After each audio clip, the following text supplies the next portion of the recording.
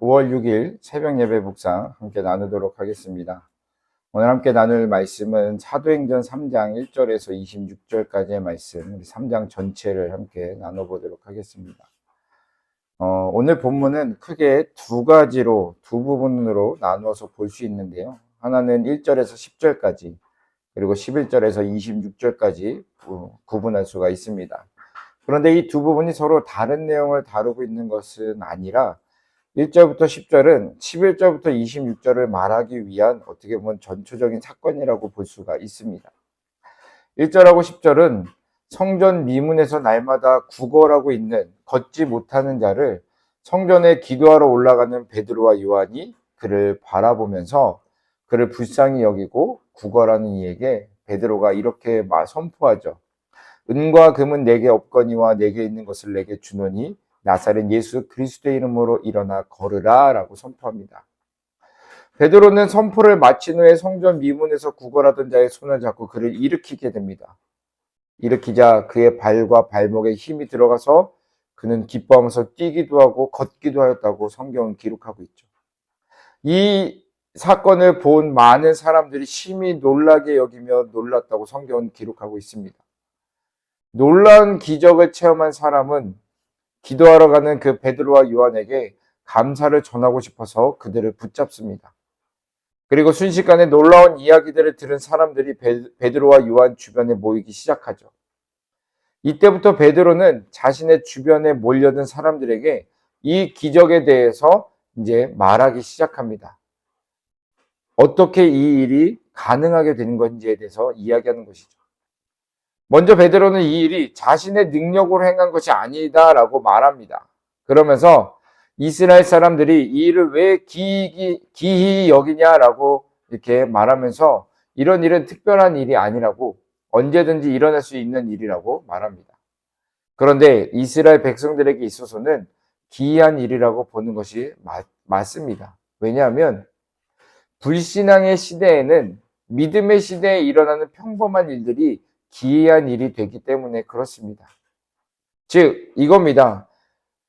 예수님이 활동하셨던 그 당시 3년이라는 시간 동안에는 이러한 일들이 비일비재하게 일어났습니다. 왜냐하면 예수님이 가는 곳마다 병고침의 은혜, 그리고 죽은 자가 살아나며 귀신 들린 자가 그 귀신이 쫓겨나가며 그리고 눈먼 자들이 눈을 뜨며 여러 가지 일들이 일어났기 때문에 그렇습니다. 우리나라 기독교 초창기 때만 보더라도 여러 가지 기이한 현상들이 많이 일어났었던 것을 볼 수가 있는데요.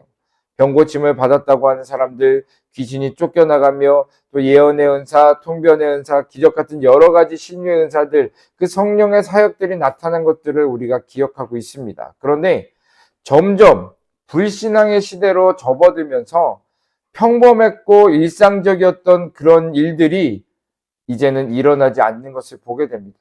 심지어 오늘날 성령의 시대가 끝났다고 말하는 그런 학자들도 있으니까 말입니다. 여튼 하나님의 역사는 언제나 믿음을 통하여 나타나기 때문에 불신앙의 시대에는 이런 일들이 나타나지 않거나 나타난다고 할지라도 매우 드물게 나타날 수밖에 없다는 것이죠. 베드로는 자신의 주위에 모여있는 사람들에게 나면서 못 걷게 된 이에게 일어난 일이 자신들로 말미암은 것이 아니라고 말하면서 어떻게 이 일이 가능해졌는지에 대해서 모인 사람들에게 설명합니다. 16절 말씀을 보니까 그 이름을 믿음으로 그 이름이 너희가 보고 아는 이 사람을 성하게 하였나니 예수로 말미암아 난 믿음이 너희 모든 사람 앞에서 이같이 완전히 낫게 하였느니라. 그 이름을 믿음으로 그 이름이 너희가 보고 아는 이 사람을 성하게 하였나니, 즉 예수 이름으로 인하여서 지금 이 사람이 병고침을 받았다라는 겁니다. 베드로의 고백은 이거였죠. 은과 금은 내게 없거니와 내게 있는 것을 내게 주노니 곧 나사렛 예수 이름으로 일어나 걸으라라는 것입니다. 나면서부터 못 걷게 된 이를 걷게 한 것은 이스라엘에 의하여 십자가에 못 박히신 예수로 말미암아 난 믿음이었다라는 겁니다. 예수로 인하여서 생긴 일이다라는 것이죠. 이 말을 들은 사람들은 베드로의 말에 모두 놀랐습니다. 왜냐하면 베드로의 말은 자신들이 십자가에 못 박은 그 예수가 자신들이 그토록 기다리고 있던 메시아라는 것을 말해 주었기 때문에 그렇죠. 그렇습니다. 이스라엘이 하나님 앞에 범한 가장 큰 실수와 죄는 우리의 구원자 되시는 메시아, 모든 능력의 근원이 되시는 예수님을 십자가에 못 박은 것입니다. 이렇게 놀라는 이스라엘을 향하여 베드로는 이방인 빌라도조차 예수님의 무죄를 인정했음에도 불구하고 이스라엘이 이처럼 흉악한 죄를 범한 것은 너희의 무지 때문이라고 말합니다.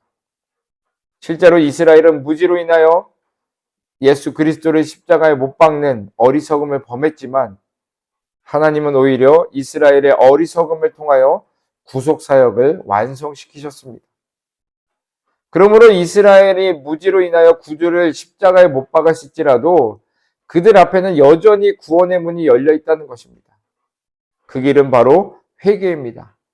그래서 베드로는 19절에 이렇게 얘기한 겁니다. 그러므로 너희가 회개하고 돌이켜 너희 죄 없이 함을 받으라. 이같이 하면 새롭게 되는 날이 주 앞으로부터 이를 것이요 라고 얘기합니다.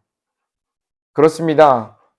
회개란 스스로 무지함을 인정하고 그 무지로 돌이켜 하나님께서 죄인들을 위해 마련해 주신 대속의 은혜 안에 거하게 되는 것입니다.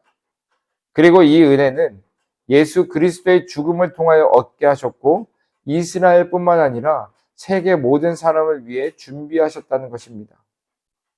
그렇기 때문에 지금 하나님은 이 베드로를 통하여서 많은 사람들에게 그 복음이 아직도 살아서 움직이고 있다는 것을 알리고자 지금 베드로를 사용하고 있는 것을 보게 됩니다. 사랑하는 성도 여러분, 오늘 우리가 받고 있는 은혜가 우리에게만 주어진 것이 아니라는 것을 우리가 깨달았으면 좋겠습니다. 우리에게 그 은혜를 주신 이유는 이 은혜가 필요한 이들에게 전해질 수 있도록 저희들에게 먼저 은혜를 주신 것입니다. 베드로가 먼저 예수 그리스도를 만났고 또 성령을 통하여서 지금 그 복음을 놀라운 은혜를 전하고 있는 것처럼 오늘 우리들도 베드로와 같이 많은 이들에게 회개의 기회를 주어야 한다는 것입니다. 그것이 하나님의 뜻이고 그리고 그것을 이루기 위하여서 오늘 우리들에게 성령 하나님을 보내주셨다는 것을 믿고 오늘 성령 하나님과 정말로 함께 우리가 해야 될 것들을 해 나아가실 수 있는 저와 여러분들이 되기를 주님의 이름으로 축원드립니다.